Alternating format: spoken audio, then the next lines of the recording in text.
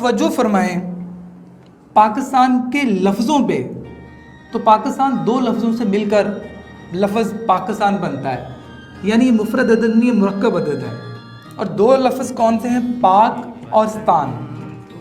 اور پاک اور ستان دونوں کو الگ الگ اگر معنی دیکھیں عربی کی ڈکشنری میں، تو پاک کے معنی بنتے ہیں طیبہ عربی میں، اور ستان کے معنی بنتے ہیں مدینہ۔ تو الحمدللہ پاکستان کا جو معنی بنتا ہے عربی زبان میں وہ مدینہ طیبہ بنتا ہے۔ اور نو ڈاؤٹ کہ پاکستان مدینہ طیبہ کا عکس ہے، کیونکہ نظریاتی طور پر دنیا کا پہلا وطن، پہلا ملک، پہلی حکومت ریاست مدینہ ہے، اور دوسری پاکستان ہے، جو کہ جس کا تو پہلے دن سے نعرہ یہی کہ پاکستان کا مطلب کیا؟ لا الہ الا اللہ، یعنی نظریاتی طور پہ ریاست مدینہ بنی ہے، نظریاتی طور پہ پاکستان بنا۔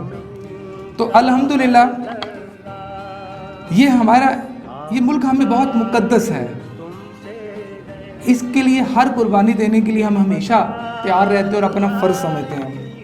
پاکستان خون سے بنا، اور اس کے استحکام کے لیے، اس کو بچانے کے لیے، اس کو مضبوط بنانے کے لیے ہم ہمیشہ ہر وقت ہر جگہ تیار ہیں ہر طرح کی قربانی دینے کے لیے۔